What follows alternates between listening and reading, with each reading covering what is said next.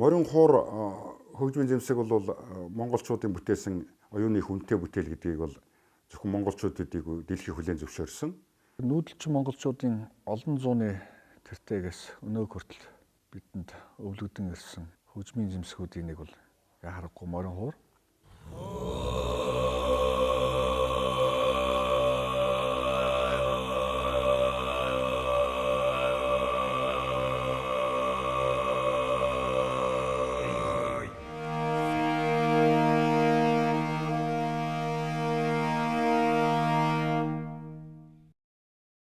Хялгасыг хялгасаар хөрөөддөг хөгжим өөр үндэстэнд бараг байхгүй. Морины хялгасыг худагт хийчихэд бол хэд хоногийн дараагаар өт болцдог шүү дээ. Хялгас бол амьтаа. Тэр амьтаа хоёр юмыг хөрөөдөж байгаа доотлих нь мөн арьс шир байх юм бол энэ гурван амь нийлээд илүү амьтаа их шиг гарах боломж бол ширэн цартаа хууранд байна гэж ойлгож байна. Их зүйл намуухан, сайхан их шиглэнтэй дагуулдаг. Монгол химнэл, Монгол их шиглэгээ, Монгол одоо тэр тембр гэж ярьдаг, Монгол хөг, Монгол өнгө энэ бүх юм бол одоо ширэн цартаа хуурын дуурсалтай байл зайшгүй холбоотой. Найрал төгжим дуурайдаг юм шиг их олон тэмээний буйлан гэдэг чи одоо найрал төгжим дээр олон одоо адууны дээр давхаа гიშгээ одоо цог энэ төр одоо ингээд орж ирж идэг юм да. Юм хэлээд байх шиг байдаг шүү дээ.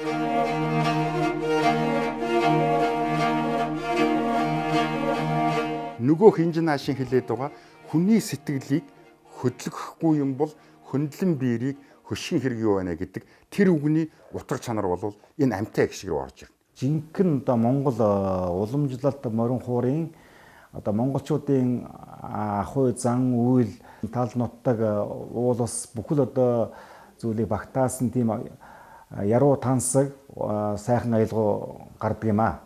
Тийм учраас тэр амьтаа физик бүтээгдэхүүнээр хүний амь сэтгэл орсон аялгау их шиг гаргахад бол магадгүй ширэн цартай хуур дэлхийд бараг хамгийн тэргүүлэх хүчтэй хөгжмийн юмсыг болж хувирах боломжтой гэдэг нь одоо ойлгогдож байна.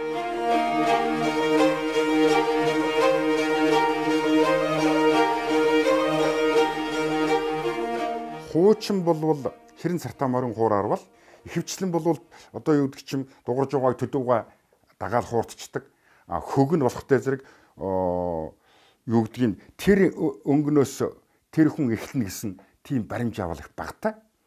Дорж давгийн хөг, дугаржвын хөг гэд хөгт дорж давггүй нэлээд нарийнхнаар дуулвал энэ дээдлийн твкийг доошлуулж байгаа л.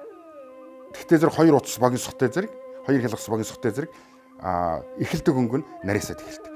Дугаржв бол жоохон доогоор дуулдаг ч юм уу, дамчаагаа жоохон доогоор дуулдаг гэхдээ зэрэг нөгөө твкээ дээшлүүлээл хялгас нь урт болчдөг. Урт болчихтой зэрэг нөгөөх нь доошлцдаг. Доош нь бүр одоо их ах даун доош нь өнгөнөдөө гэлж байгаа л ингээд дуулахлаад нээлмж гачин сайхан нээлмцайтэй байдаг. Ийм хөгдөө ширэн цартаа хуур гэдэг юм гайхын зүйл үүндэл байдаг юм да. Нээл онго эрэхтэй одоо уртын дууч дуулахад туйлын тохиолдолтой. Одоо ахмад хуурчтаасаа мөн одоо энэ телевиз радиогийн янз бүрийн дүрс пянзанд үлдсэн тэр алдартай хуурчдын бүтээлүүдийг яг тэр төрхөөр нь хадгалж одоо тоглох уламжлалыг авч үлдэх бол нэн тэрхүүний шаардлага байна. Дувчингаа багш бол ерөөсөө л ширэн цартай хуурыг бол маш их хэрэгэлдэг, маш их тоглодог. Түүнийг устдаж өгүүлэх гэсэн гэж их хамгаалж байж исэн хүний нэг л дээ. Ер нь ширэн цартай хуураар хуурдна гэдэг бол хүний жаргал идэж байгаа юм тэр дээ.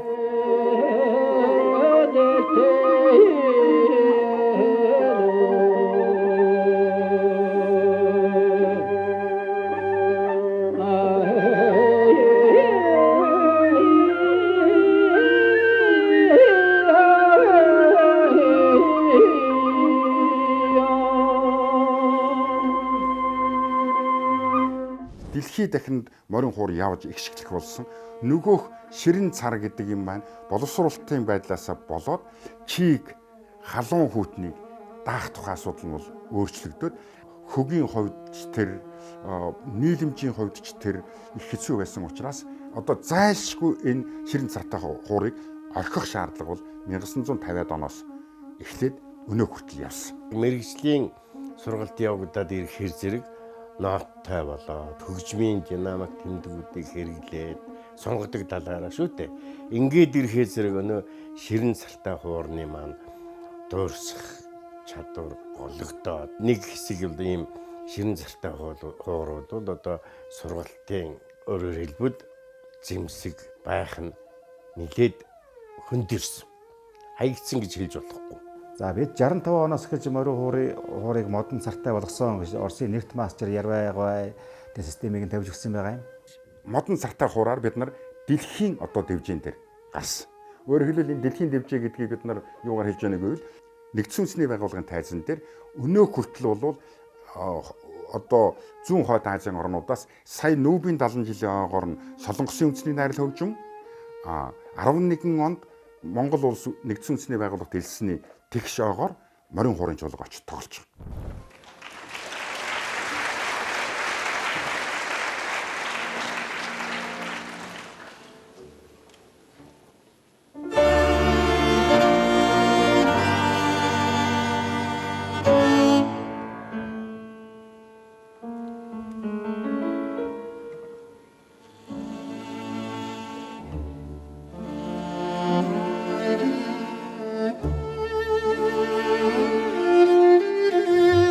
Ингэж модон цартай хуур бол өөрийнхөө үүргийг гүйцэтгсэн.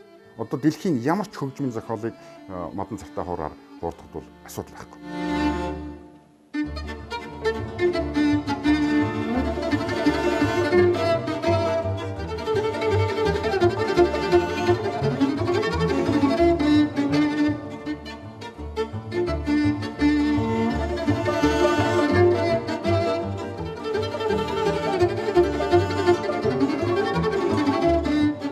Одоо зөвхөн одоо морин хуурыг ширэн цартай уламжлалт хэлбэрээр нь сэргээн хөгжүүлэх явдал маш чухал байгаа. Ширэн цартай морин хуур бол тэр үеэс эхэлж нэлээд хосрогдож хаягдж эхэлсэн, мартагдсан. Гэтэл ширэн цартай хуур модон цартай хуураас юугаараа одоо илүү давуу чанартай байсан бэ гэдгийг тэр болгон тооцоолгүйгээр орхисон байна.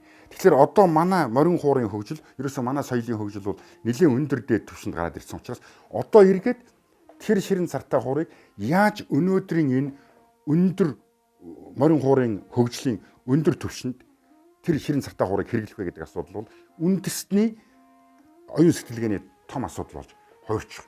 Тухайн одоо хуурч маань, тухайн одоо ихэлч маань өөрөө хөгжмийн зэмсгээ хийж урлаж ингэж арт түмэн өөрөө урлаж ирсэн болохоор хишгэлгээ болгоно нүгэр хийдэг. Гэхдээ тэр арт түмний маань урлаж ирсэн энэ ардын технологи бол үнэхээр юм одоо гайхалтай юм технологи байсан нь бол одоо тэр хуурын хишгэлгээгээс бол харагддаг. Ухааны говьчууд бол ухаа ботооныхаа одоо арьсаар за хангаан шиг л яман арьс юм уу?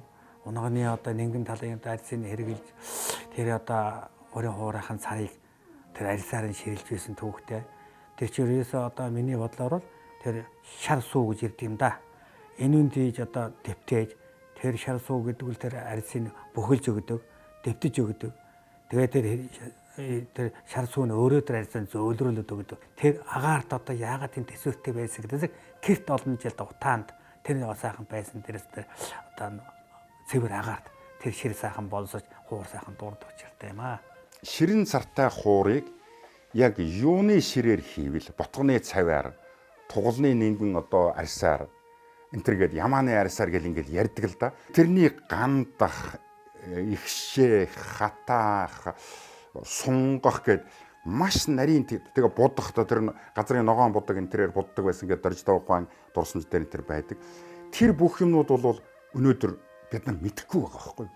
Яг тэр 19 дугаар зууны төгсгөлийн хавьд хийж байсан тэр өндөр технологиг бол бид нар одоохондоо олж эзэмшээгүй байна. Хэрвээ олж эзэмших юм бол тэр бороонд ч хөг налдардаггүй, наранд ч хөг налдардаггүй юмыг монголчууд хийсэн байх магадлал бол маш өндөр.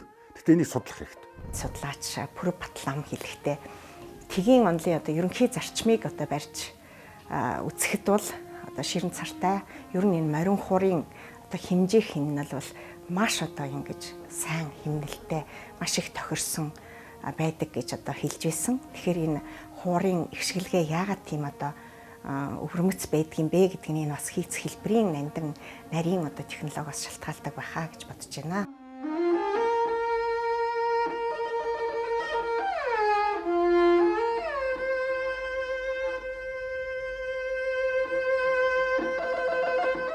Бид бол модон царнаасаа ширэн цартай морин хуурныхаа дууг бол одоо хүсэж байсан.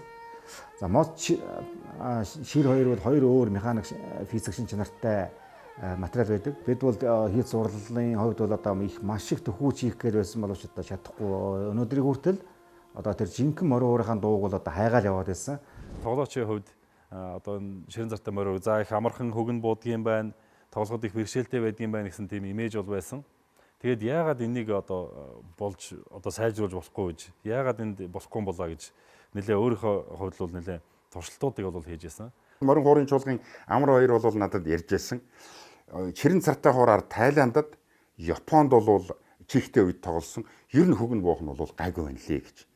Зүгээр тэр чих утастай холбоотой юмнууд нь бол нэлээд тийм өрн дахны технологиг ашигласан, өрн дахны бас хэрэгэлдэг чих мэхийг хэрэглээд ингээд эхлэх юм бол ер нь бол боломжтой юм байна гэсэн ийм яриа байна лээ. Тэгэхээр Улаанбаярын боловсруулж байгаа тэр шир бол ямар нэгэн хэмжээгээр тэр уламжлалыг ч авсан, орчин цагийн шир боловсруулдаг технологиос ашигласан. Тэгээд өөрийнх нь туршлага бол их том туршлага учраас сайжирч байгаа болов уу гэж би бодож байна. За энд бол одоо морин хуурынхаа одоо тэр хийц уурлал өвгдээдсээс уламжилж ирсэн тэр сайхан одоо морин хуурын хаан хийц уурлал дууг бол одоо бид буцааж авчирж байгаагаараа онцлог байгаамаа.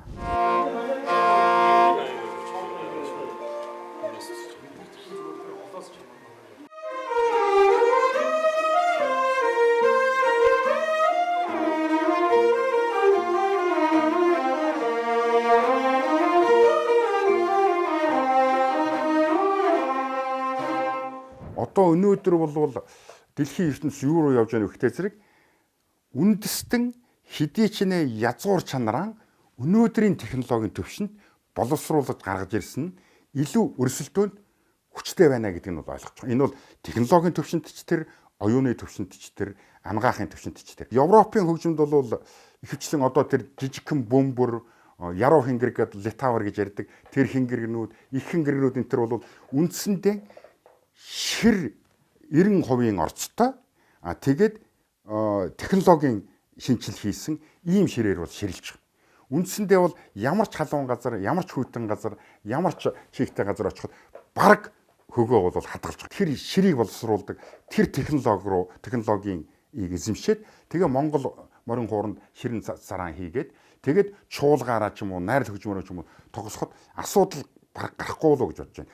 Тэхийн бол ширэн цартай хуур бол илүү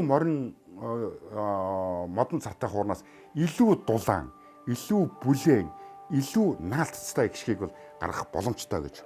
Тэр дууны хувьд модон цартай хуурнаас бол жоохон хүч дутаж магадгүй. Ерөнхий долгионы шидэлт хурцын хурдан жоохон саарч магадгүй.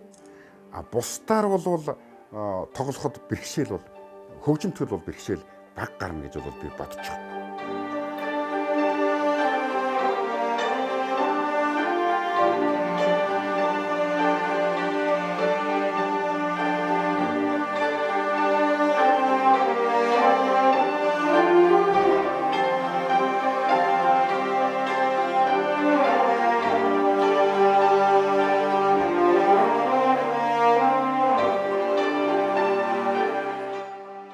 Морин хуур бол одоо дэлхийн хөгжим болж байна. Энийг их усүрийг тавьсан юм чинь энэ ширэн цартай хуур маань юм шүү дээ. Ширэн цартай хуурыг бид нар бол орхигдуулж болохгүй маа хизээч. Ер нь судалгааны том талбар, туршилтын том талбар болж үлдэх ёстой. Модон цартай хуур бол өөрийнх нь брендийг бол бий болгосон, үүсгэсэн. Ширэн цартай хуур бол түүнийг нь дагаад өөрийн үндэсний брэнд болж дэлхийд гарч ирэх боломж байна гэж бодож байна. Энэ олон улсын хэмжээнд эрхцээний хувьд баталгаажуулж байгаа энэ Монголын ард түмний өмчөө гэж байгаа хэдий боловч энийг устж үгүй болохоос хамгаалаа. Үүнийг цааш нь судан шинжилд мөн энд байдлаар нь авч үлдээ. Одоо уусаж алгуулахаас сэргийлээ гэсэн зорилгыг л энэ олон улсын одоо байгууллагаас одоо ЮНЕСКО-гоос баталгаажуулж өгч байгаа юм л. Сүүлийн үед бол морин хуурчдын дунд бол ширэн цартай хуураар хуурдах, хуурыг одоо хийц хэлбэрийг улам сайжруулах, ширэн цартай хуураар одоо уртын дугаан уламжилт ая таталгаа одоо хуурдах ирмэлзэл хүсэл бол одоо асар их нэмэгдсээр байна. Манай морин хуур хийдэг хүмүүс, морин хуур хуурч нөхөд, морин хуурын чуулга бид нар бол энэ рүү одоо сүүлийн жилүүдэд нэлээд санаа одоо тавьж эхэлж байгаа нь бол би их сайшаалтай хэрэгжиж байна. Одоо ер нь ширэн цартаа хуураар тайзан дээр онг тоглогддгүй энэ тэр юм гэж бол болохгүй энэ тэр гэдэг ойлголтууд аль хэдийн алга болсон. Хүмүүсээс өгжимчдээс арчигдсан тэр. Харин одоо байцгаад ширэн цартаа морин хуураар ансамблжуулалт ч юм уу. Ансамблжуул маань гэдэг нь олон олуула тоглох. Ийм хэлбэр рүү ороход ямар дуурах нь тийм үү? Ухаандаа квартетээр дөрвөлөөр тоглоход яах нь вэ? Ямар дуурах нь вэ? Уламжилт юм хий, уртын дуугаад ширэн цартаа хуурандаар тоглож үзье. Бүр мэрэгжлийн хөгжмийн зохиолчийн одоо морин хууранд зориулсан симфони найрал хөгжимтэй эхэлж бичигдсэн юу найрал хөгжимтэйгээр хуурын концертыг одоо тоглож үзье. Ер нь модон цартаа хууртайгаан хоёулынгийн ингэж зэрэг суулгаж бат ширэн цартаа модон цартаа хууран зэрэг суулгаж бат нэг бүтээлийг одоо хөгжимдөж үзье. Гэт ингээд туршилтууд бол хийж байгаа юм байна лээ. Энэ бол хийж явах хэрэгтэй. За одоо бол бид морин хуурын чуулга болон ерөнхийлөгчийн нэрмжил шагналт морин хуурч амар баяр тэргүүтэй одоо хуурчтай хамтарч ажиллах гэж байна. За манай компаниас гаргасан хамгийн сүүлийн үеийн технологийн олдуудыг тусгасан морин хууруудаар бол тоглоно.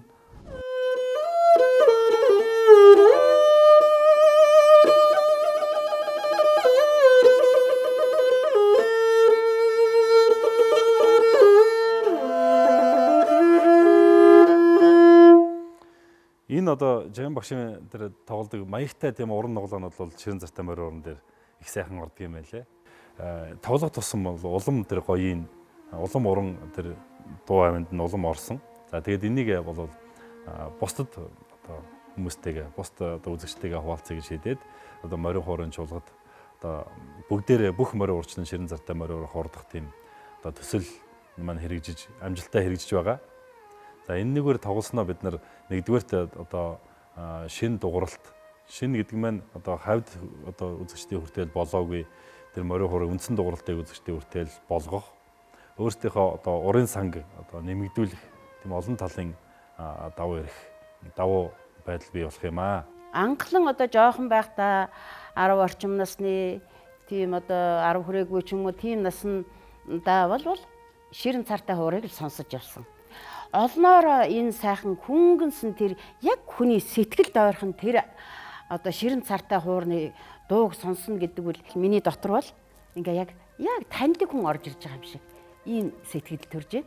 Ямар агуу зүйл бүтээсэн юм манай Монголын өг дээдс маань үүнийг залгамжлуулж ямар агуу үйлсийг залгамжлуулж бидэндээ үлдээсэн алтан үеийнх юм маань энийг авч явж одоо уламжлуулж үлдээж байгаа энэ багш нар энэ одоо энэгээр тоглох гээд байгаа энийг орхигдуулж болохгүй юм байна цааш нь авч явах гэж үргэлжлүүлэх гээд мэрийж яваа янз бүрийн сурталгаа бөгөөд янз бүрийн үйл ажиллагаа зохион байгуулж байгаа энэ шавнар энэ хүмүүсийн чинь сэтгэлийн нэгэн үзүүрт холбогдсон том ажил гэж би үзэж байна. Ширэн цартаа хууран босгож хүмүүст үнэлүүлчихэд энэ бол гайхамшигтай юм байна гэчихэд модон цартаа хууран хогийн сав руу хийж болохгүй.